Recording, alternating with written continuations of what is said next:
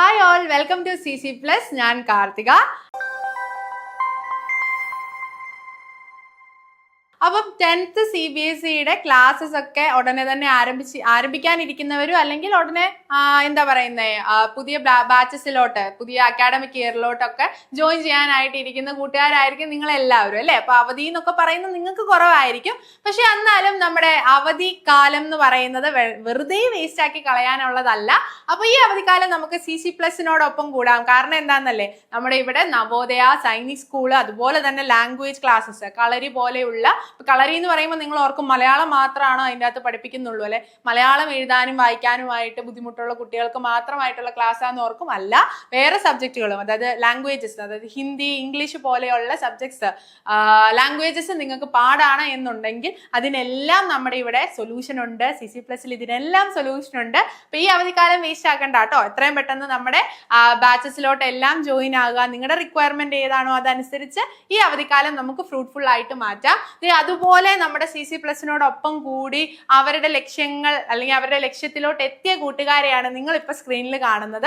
Navodaya entrance, അതുപോലെ തന്നെ സൈനിക് school എൻട്രൻസിന്റെ ഒക്കെ റിസൾട്ട് വന്നു. ഇപ്പൊ നിങ്ങൾ സ്ക്രീനിൽ കാണുന്നത് നവോദയ എൻട്രൻസ് എക്സാമിനേഷൻ, അതായത് 6th നവോദയ എൻട്രൻസ് ഈ കഴിഞ്ഞ റിസൾട്ട് വന്നപ്പോൾ പാസ്സായ കൂട്ടുകാരുടെ അതേ നോക്കിക്ക് എത്ര പേരാണ് നമ്മുടെ CC Plusൽ പഠിച്ച് പാസ്സായത്. ഏകദേശം എനിക്ക് തോന്നുന്നു 14 ജില്ലകളിലായിട്ട് 80 സീറ്റ് നമുക്ക് കണക്ക് കൂട്ടാം. അപ്പോൾ ഒരു 1000+ സീറ്റ്സ് വരുന്നുണ്ട്. ആ 1000+ സീറ്റ്സിന്റെ അകത്ത് ഒരു 180+ അല്ലെങ്കിൽ 200+ സീറ്റുകൾ നമ്മുടെ കുട്ടികൾ തന്നെയാണ്. അപ്പൊ ഏതൊരു നവോദയ സ്കൂളിൽ ചെന്നാലും അവിടെ ആരുണ്ട്, CC Plusൽ പഠിച്ച ആൾക്കാരുണ്ട് എന്ന ഉറപ്പ് നമുക്ക് ഇപ്പൊ തരാനായിട്ട് പറ്റും. ഇനി ഈ പറയുന്ന നവോദയയുടെ കേസ് മാത്രമല്ല, സയൻസ് സ്കൂളിന്റെ കേസും അങ്ങനെ തന്നെയാണ്. സയൻസ് സ്കൂൾ നിങ്ങൾക്ക് അറിയാം, ഏകദേശം 50-ൽ താഴെ സീറ്റുകളെ അല്ലെങ്കിൽ 80 സീറ്റുകൾ നമുക്കൊന്ന് കൂട്ടുകയാണെന്നുണ്ടെന്നുണ്ടെങ്കിൽ 5 ന്യൂ സൈനിക് സ്കൂളും കഴക്കൂട്ടത്തുള്ള ഒരു സ്കൂളും വെച്ച് നോക്കുമ്പോൾ വളരെ ലിമിറ്റഡ് സീറ്റേ വരുന്നുള്ളൂ സയൻസ് സ്കൂളിൽ.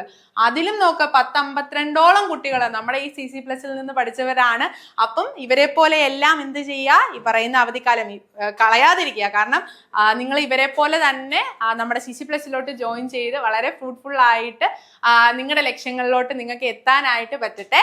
അപ്പൊ നമ്മുടെ ഇന്നത്തെ വീഡിയോയുടെ ഉദ്ദേശം എന്ന് പറയുന്നത് എന്താ, ഓക്കെ 10th CBSE അല്ലേ.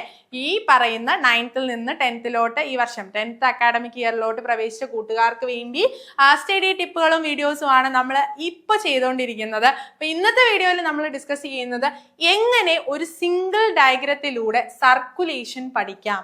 ഓക്കെ, ഈ സർക്കുലേഷൻ എന്ന് പറയുന്നത് ഏത് ചാപ്റ്ററിൽ വരുന്നതാണ് എന്നൊക്കെ ഇതിന് മുന്നത്തെ വീഡിയോസിൽ ഞാൻ പറഞ്ഞിട്ടുണ്ടായിരുന്നു. ലൈഫ് പ്രോസസ് എന്ന് പറയുന്ന ചാപ്റ്റർ എന്താ ഒരു വളരെ ഡീറ്റെയിൽഡ് ആയിട്ടുള്ള ഒരു ചാപ്റ്ററാണ്, വാസ്റ്റ് ആയിട്ടുള്ള ഒരു ചാപ്റ്ററാണ് ലൈഫ് പ്രോസസ് എന്ന് പറയുന്നത്. അതിനുള്ളിലാണ് സർക്കുലേഷൻ നിങ്ങൾക്ക് പഠിക്കാനുള്ളത്. സോ എന്താ സിമ്പിൾ ആയിട്ട് ഒരൊറ്റ സിംഗിൾ ഡയഗ്രത്തിൽ നിന്ന് സർക്കുലേഷനെ സംബന്ധിച്ച് അറിയേണ്ട കാര്യങ്ങളെല്ലാം നമുക്ക് നോക്കാം. ഓക്കെ, അങ്ങനെയാണെങ്കിൽ ഇവിടെ ശ്രദ്ധിച്ചോ. അപ്പൊ ഇവിടെ കൊടുത്തിട്ടുണ്ട് കുറേ കാര്യങ്ങൾ നിങ്ങളുടെ ടെക്സ്റ്റ് ബുക്കിൽ കൊടുത്തേക്കുന്നത് ഇവിടെ മിസ് കോപ്പി പേസ്റ്റ് ചെയ്ത് ഇട്ടിട്ടുണ്ട്. കാരണം ടെക്സ്റ്റ് ബുക്കിലെ സെന്റൻസുകൾ നിങ്ങൾ വായിച്ചിരിക്കണം എന്നുള്ളത് കൊണ്ടാണ്. അതിനു മുന്നേ ഈ ടെക്സ്റ്റ് ബുക്കിലെ സെന്റൻസുകൾ ഒരു ഫ്രഷർ ചെന്ന് പെട്ടെന്ന് അങ്ങ് വായിക്കുമ്പം നിങ്ങൾക്കത് മനസ്സിലാക്കാനായിട്ട് പറ്റില്ല. അപ്പൊ ഈ ഒരൊറ്റ ഡയഗ്രാം മതി. ഇത് മിസ് എക്സ്പ്ലെയിൻ ചെയ്ത് തന്നതിന് ശേഷം നിങ്ങൾ എന്ത് ചെയ്യുക, ഇത് വായിക്കുക. അതല്ലെങ്കിൽ ഈ പുറത്തേക്ക് കൊടുത്തിരിക്കുന്ന തൊട്ട് മുന്നത്തെ സ്ലൈഡിൽ കൊടുത്തിരിക്കുന്ന കാര്യങ്ങൾ വായിക്കുമ്പോൾ അപ്പൊ നിങ്ങൾക്ക് മനസ്സിലാവും എന്ത്, ഓക്കെ ഈ പറയുന്ന അല്ലെങ്കിൽ എന്താണ് കൃത്യമായിട്ട് ആ സെന്റൻസുകളിൽ ഉദ്ദേശിച്ചിരിക്കുന്നത് നിങ്ങൾക്ക് മനസ്സിലാവും. നമുക്ക് നോക്കിയാലോ, ഒരു ഗെയിം പോലെ നമുക്ക് ഈ വീഡിയോ അങ്ങ് നടത്താം. അപ്പൊ ഞാൻ ആദ്യം ഇത് ഞാൻ പറഞ്ഞു കഴിഞ്ഞിട്ട് നിങ്ങൾക്ക് അത് വായിച്ചപ്പോൾ മനസ്സിലായോ എന്നുള്ളത് നിങ്ങൾ കമന്റ് ബോക്സിൽ ഉറപ്പായിട്ടും കമന്റ് ചെയ്യണം കേട്ടോ. അപ്പൊ ഇവിടെ നോക്കിക്കോ, ഇവിടെ ഒരു ഹേർട്ടിന്റെ ഡയഗ്രം കൊടുത്തിട്ടുണ്ട്. അപ്പൊ ഏറ്റവും ആദ്യം നിങ്ങൾ മനസ്സിലാക്കേണ്ടത് നമ്മുടെ ഹേർട്ടിന് ബേസിക് ആയിട്ട് 4 കമ്പാർട്ട്മെന്റുകളാണ് ഉള്ളത്. ഓക്കെ, 4 കമ്പാർട്ട്മെന്റ്സ് ആണുള്ളത്. അതില് മുകളിലുള്ള ഭാഗത്തെ നമുക്ക് എന്തെന്ന് വിളിക്കാം, ഏട്രിയം എന്ന് വിളിക്കാം. ഓക്കെ ഏട്രിയം എന്ന് വിളിക്കാം. താഴെയുള്ള ഭാഗങ്ങളെ നമുക്ക് വെൻട്രിക്കിൾ എന്ന് വിളിക്കാം. സോ 2 ഏട്രിയവും 2 വെൻട്രിക്കിളും ആണുള്ളത്. ഇനി ഇതിൽ ഏതാണ് റൈറ്റ് ഏതാണ് ലെഫ്റ്റ് എന്നുള്ളത് നിങ്ങൾക്കൊരു സംശയം വരും. അപ്പൊ എന്ത് ചെയ്യുക, അപ്പൊ മിസ് ഇങ്ങനെ തിരിഞ്ഞു നിൽക്കുമ്പോൾ എങ്ങനെയാണെങ്കിലും നിങ്ങളുടെ ഡയഗ്രം ഇങ്ങനെ ഒരു പേപ്പറിനുള്ളിലായിരിക്കുമല്ലോ വരുന്നത്, ആണല്ലോ. അപ്പൊ നിങ്ങളുടെ റൈറ്റ് സൈഡ് ഏതാണോ, നിങ്ങളുടെ റൈറ്റ് സൈഡിൽ വരുന്നത് ഡയഗ്രത്തിൽ എന്തായിരിക്കും, ലെഫ്റ്റ് ആയിരിക്കും. നിങ്ങളുടെ ലെഫ്റ്റ് സൈഡിൽ വരുന്നത് ഡയഗ്രത്തിൽ എന്തായിരിക്കും? റൈറ്റ് ആയിരിക്കും.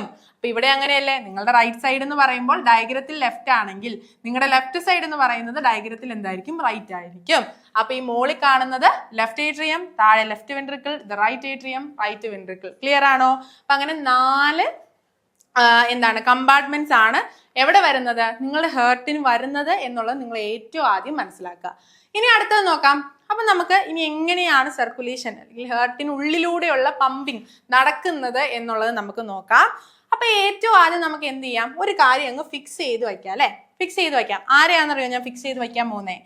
നമ്മുടെ ലങ്സിനെ ഞാൻ ഇവിടെ അങ്ങ് ഫിക്സ് ചെയ്ത് വയ്ക്കുക. Okay, we are fixing lungs here. ലങ്സിനെ ഞാൻ ഇവിടെ ഫിക്സ് ചെയ്ത് വെച്ചു.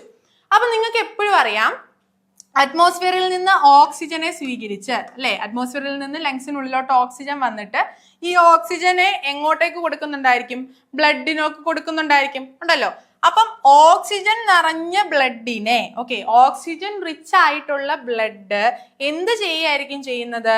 ലങ്സിൽ നിന്ന് നോക്കിക്കോ, പൾമനറി വെയിൻ വഴി, ആര് വഴിയായിരിക്കും? പൾമനറി വെയിൻ വഴി എങ്ങോട്ടേക്ക് എത്തും? ലെഫ്റ്റ് ഏട്രിയത്തിനുള്ളിലോട്ട് എത്തും. കാണാൻ പറ്റുന്നുണ്ടോ? ലെഫ്റ്റ് ഏട്രിയത്തിനുള്ളിലോട്ട് എത്തും. ഇനി ഈ ലെഫ്റ്റ് ഏട്രിയത്തിൽ നിന്ന് എങ്ങോട്ട് വരും?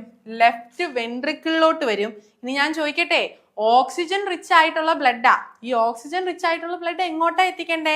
എല്ലാ ബോഡി പാർട്സിലേക്കും അല്ലേ എത്തിക്കണ്ടേ? നമ്മുടെ എല്ലാ ബോഡി പാർട്സിലോട്ടും എത്തിക്കണം. ഇത് കിടക്കുന്നു, നമ്മുടെ എല്ലാ ബോഡി പാർട്സിലോട്ടും എത്തിക്കണം. അപ്പം ഈ ഓക്സിജൻ റിച്ച് ആയിട്ടുള്ള ബ്ലഡ് പൾമനറി വെയിൻ വഴി ലെഫ്റ്റ് ഏട്രിയത്തിലും ലെഫ്റ്റ് വെൻട്രിക്കിളിലും വന്നിട്ട് ദേ പോകുന്നു, അറോട്ട വഴി എല്ലാ ബോഡി പാർട്സിലേക്കും എത്തുന്നു. കണ്ടോ? ഇത്രേ കാര്യങ്ങൾ മാത്രമേ ഓക്സിജനേറ്റഡ് ആയിട്ടുള്ള ബ്ലഡിന്റെ കേസിൽ നമുക്ക് പറയാനുള്ളൂ. അപ്പൊ നിങ്ങൾ ഓർക്കും, ഓക്കെ, ഓക്സിജനേറ്റഡ് ആയിട്ടുള്ള ബ്ലഡിനെ കൊണ്ടുവന്നു. Were is deoxygenated blood? എന്താ ഡിയോക്സിജനേറ്റഡ് ബ്ലഡ്? നമ്മുടെ ബോഡി പാർട്സ് പല പല ഫങ്ഷൻസ് ചെയ്ത് കഴിയുമ്പം സെല്ലിനുള്ളിൽ എന്തുണ്ടാവുന്നുണ്ട്? വേസ്റ്റ് പ്രൊഡക്റ്റ് ഉണ്ടാവുന്നുണ്ട്. ആ വേസ്റ്റ് പ്രൊഡക്റ്റിനെ ബ്ലഡിലോട്ടായിരിക്കും ആര് കൊടുക്കുന്നത്? സെല്ല് കൊടുക്കുന്നത്. അപ്പം ഈ ബ്ലഡ് വേസ്റ്റിൽ ഡിയോക്സിജനേറ്റഡ് ആയിട്ടുള്ള വേസ്റ്റ് എല്ലാം കലർന്നിട്ടുള്ള ബ്ലഡ് എന്ത് ചെയ്യണം? തിരിച്ച് നമുക്ക് ലങ്സിൽ കൊണ്ടുപോയി കാർബൺ ഡൈ ഓക്സൈഡിനെ ഒക്കെ പുറത്തോട്ട് കളയണം അല്ലേ. അതെങ്ങനെ കളയാം എന്നുള്ളത് നമുക്ക് നോക്കാം. അതായത് നമ്മുടെ ലോവർ ബോഡിയിൽ നിന്നും അപ്പർ ബോഡിയിൽ നിന്നും ഉള്ള ഡിയോക്സിജനേറ്റഡ് ആയിട്ടുള്ള ബ്ലഡ് വീനക്കാവകൾ കളക്ട് ചെയ്യും. ഓക്കെ, വീനക്കാവകൾ കളക്ട് ചെയ്തിട്ട് ഇവിടെ നിന്ന് ഇങ്ങനെ കളക്ട് ചെയ്തിട്ട് എന്ത് ചെയ്യുന്നു? റൈറ്റ് ഏട്രിയത്തിനുള്ളിലോട്ട് കൊണ്ടുവരുന്നു. ഓക്കെ, റൈറ്റ് ഏട്രിയത്തിനുള്ളിലോട്ട് കൊണ്ടുവരുന്നു. റൈറ്റ് ഏട്രിയത്തിൽ നിന്ന് അങ്ങോട്ട് വരും, നിങ്ങൾക്കറിയാം അല്ലെ, റൈറ്റ് വെൻട്രിക്കിളിന് ഉള്ളിലോട്ട് വരുന്നു. ഇനി ഈ റൈറ്റ് വെൻട്രിക്കിളിൽ നിന്ന് കാർബൺ ഡൈ ഓക്സൈഡ് ഒക്കെ ഉള്ള ബ്ലഡ് ആണല്ലോ ഡിയോക്സിജനേറ്റഡ് ബ്ലഡ്. അപ്പൊ ഉറപ്പായിട്ടും ഇതിനെ നമുക്ക് എങ്ങോട്ടാ കൊണ്ടുപോകണ്ടേ? തിരിച്ച് ലങ്സിലോട്ട് കൊണ്ടുപോയി കാർബൺ ഡൈ ഓക്സൈഡിനെ പുറത്തോട്ട് കളയല്ലേ വേണ്ടേ? എന്നിട്ട് കിട്ടിയ ഓക്സിജനെ മേടിച്ചോണ്ട് വീണ്ടും വന്നെ. അപ്പൊ ദേ ഇങ്ങനെ ഇത് എങ്ങോട്ടേക്ക് പോവും? പൾമനറി ആർട്ടറി വഴി തിരിച്ച് ലങ്സിലോട്ട് പോയി കാർബൺ ഡൈ ഓക്സൈഡിനെ ഒക്കെ എന്ത് ചെയ്യും? പുറത്തോട്ട് കൊടുക്കും. അപ്പൊ ഇവിടെ വന്ന് നിൽക്കുന്ന സമയത്തുള്ള ഓക്സിജനെ എന്ത് ചെയ്യും? സ്വീകരിക്കും. വീണ്ടും ഈ സൈക്കിൾ എന്ത് ചെയ്യും? റിപ്പീറ്റ് ചെയ്യും. ഇത്ര മാത്രമേ ഉള്ളൂ. എന്ത്? ഒരൊറ്റ ഡയഗ്രത്തിൽ നിന്ന് നമ്മളിപ്പോ എന്ത് പഠിച്ചു? സർക്കുലേഷൻ പഠിച്ചു. ഇത് മാറ്റി മറിച്ചും ഒക്കെ ചോദിക്കുമ്പോൾ നിങ്ങൾക്ക് കൺഫ്യൂസ്ഡ് ആവും ക്വസ്റ്റ്യൻസ്, അല്ലെ ക്വസ്റ്റ്യൻസ് ഇങ്ങനെ മാറ്റി മാറ്റി ചോദിക്കുമ്പോൾ നിങ്ങൾ കൺഫ്യൂസ്ഡ് ആവും. അതുകൊണ്ടാണ് ഞാൻ പറയുന്നത്, ഈ ബേസിക് ആയിട്ടുള്ള ഒരു ഐഡിയ, ഈ ഒരു ഒറ്റ സിംഗിൾ ഡയഗ്രത്തിൽ നിന്ന് ഈ ബേസിക് ഐഡിയ നിങ്ങൾ പഠിച്ചിട്ടുണ്ട് എന്നുണ്ടെങ്കിൽ ഒന്നും പേടിക്കാനില്ല. ഇതിനു മുന്നേ ഇപ്പം ഞാൻ പറഞ്ഞ ആ സ്ലൈഡുകളിൽ കൊടുത്തിരിക്കുന്ന കാര്യങ്ങൾ വളരെ ഈസി ആയിട്ട് നിങ്ങൾക്ക് വായിച്ച് മനസ്സിലാക്കാവുന്നതേ ഉള്ളൂ. അപ്പൊ ഇത് ക്ലിയർ ആണല്ലോ? അപ്പൊ ഞാൻ പറഞ്ഞ ഗെയിമിലോട്ട് പോവാം. ഇനി നിങ്ങൾ ഇതൊന്ന് വായിച്ചു നോക്കുക. ഓക്കെ, ഇനി ഈ പറയുന്ന കാര്യങ്ങളൊന്ന് വായിച്ചു നോക്കുക. അപ്പൊ നിങ്ങൾക്ക് മനസ്സിലാവുന്നുണ്ടോ എന്നുള്ളത് നിങ്ങൾ നോക്കണം. ഓക്കെ, ഈ പറയുന്ന ഓക്സിജനേറ്റഡും ഡിയോക്സിജനേറ്റഡ് ആയിട്ടുള്ള ബ്ലഡും തമ്മിൽ മിക്സ് ചെയ്യാതിരിക്കാനൊക്കെയാണ് ഈ പറയുന്ന കമ്പാർട്ട്മെന്റ്സ് എല്ലാം നമുക്കുള്ളത്. അതാണ് ഇവിടെ കൊടുത്തിരിക്കുന്നത്. ഇനി കൃത്യമായിട്ട് ഓക്സിജനേറ്റഡ് ആയിട്ടുള്ള ബ്ലഡ് ലങ്സിൽ നിന്ന് എങ്ങോട്ടേക്ക് വരുന്നു? വന്നിട്ട് അറോട്ട വഴി ബോഡി പാർട്സിലോട്ട് കൊടുക്കുന്നു. ഡിയോക്സിജനേറ്റഡ് ആയിട്ടുള്ള ബ്ലഡ് വീനക്കാവാസ് വഴിയല്ലേ, വീനക്കാവാസ് വഴി വരുന്നു, ലെഫ്റ്റ് ഏട്രിയത്തിലോട്ട് വരുന്നു, റൈറ്റ് ഏട്രിയത്തിലോട്ട് വരുന്നു, റൈറ്റ് വെൻട്രിക്കിളിലോട്ട് വരുന്നു. എന്നിട്ട് എന്ത് ചെയ്യുമായിരിക്കും ചെയ്യുന്നത്? ഡിയോക്സിജനേറ്റഡ് ആയിട്ടുള്ള ബ്ലഡ് ആയതുകൊണ്ട് തിരിച്ച് ലങ്സിലോട്ട് തന്നെ കൊണ്ടു കൊടുക്കുകയും വേണം. കണ്ടോ? അപ്പൊ ആ കാര്യങ്ങളാണ് ഇവിടെ ഡീറ്റെയിൽഡ് ആയിട്ട് കൊടുത്തിരിക്കുന്നത്. ഇത് ഞാൻ ഇനി സെന്റൻസ് ബൈ സെന്റൻസ് പറയുന്നില്ല, കാരണം ആ ഒരു സിംഗിൾ ഡയഗ്രത്തിൽ നിന്ന് നിങ്ങൾക്ക് വേണ്ട കാര്യം കംപ്ലീറ്റ് ആയിട്ട് ഞാൻ പറഞ്ഞിട്ടുണ്ട്. നിങ്ങൾക്കത് മനസ്സിലായിട്ടുണ്ടെന്ന് എനിക്ക് ഉറപ്പാണ്. അപ്പൊ ഇത് ഇനി വായിച്ചു കഴിയുമ്പോൾ നിങ്ങൾക്ക് കൃത്യമായിട്ട് മനസ്സിലായി എന്നുള്ള കാര്യം, അല്ലെങ്കിൽ മനസ്സിലായോ മനസ്സിലായില്ലേ എന്ന കാര്യമൊക്കെ നിങ്ങൾ കമന്റ് ബോക്സിൽ പറയണം. നിങ്ങളുടെ ഫ്രണ്ട്സ് ഇപ്പൊ ലൈഫ് പ്രോസസ് പഠിക്കാൻ തുടങ്ങിയ നിങ്ങളുടെ ഫ്രണ്ട്സും കാണും അല്ലേ കൂടെ ക്ലാസ്സിൽ, അവർക്കും കൂടെ ഈ വീഡിയോസ് ഒക്കെ ഷെയർ ചെയ്ത് കൊടുക്കുക. നമ്മൾ തന്നെയല്ലേ അവരും പഠിക്കട്ടെ, നമ്മൾ ഫുൾ ക്ലാസ് A1 മേടിച്ച് പാസ് ആവാനായിട്ട് തീരുമാനിക്കുക. ഓക്കെ, അപ്പൊ ഇതുപോലെ വളരെ ഈസി ആയിട്ട് നിങ്ങൾക്ക് എന്ത് ചെയ്യാം, കാര്യങ്ങൾ പഠിച്ചെടുക്കാം. അപ്പൊ അത് പഠിച്ചെടുക്കാനായിട്ട് നമ്മുടെ CC+ൽ ഈ പറയുന്ന 10th CBSE ബാച്ചസ് സ്റ്റാർട്ട് ആയിട്ടുണ്ട്. ഇത്ര ഈസി ആയിട്ട് പറഞ്ഞു തരാനും കാര്യങ്ങൾ വളരെ കൺസൈസ് ആയിട്ട് പറഞ്ഞു തരാനൊക്കെ ഇവിടെ ഫാക്കൽറ്റീസ് ഉള്ളപ്പം എന്തിനാ നിങ്ങൾ ടെൻഷൻ അടിക്കുന്നത്? ഒരു കാര്യത്തിനും ടെൻഷൻ അടിക്കേണ്ട. CBSE 10ാം ക്ലാസ് ആണെന്നൊക്കെ പറഞ്ഞ് ടെൻഷൻ അടിക്കേണ്ട ഒരു കാര്യമില്ല. ഈ സ്ക്രീനിൽ കാണുന്ന നമ്പറിൽ കോൺടാക്ട് ചെയ്യാം. 9496949929 എന്ന് പറയുന്ന നമ്പറിൽ കോൺടാക്ട് ചെയ്യാം. ഇനി അല്ലെങ്കിൽ എന്ത് ചെയ്യാം, നമ്മുടെ ഫ്രീ സ്റ്റഡി ഗ്രൂപ്പുകളുടെ ലിങ്ക് എല്ലാം നമ്മൾ ഇവിടെ കമന്റ് ബോക്സിൽ പിൻ ചെയ്ത് വെച്ചേക്കാം.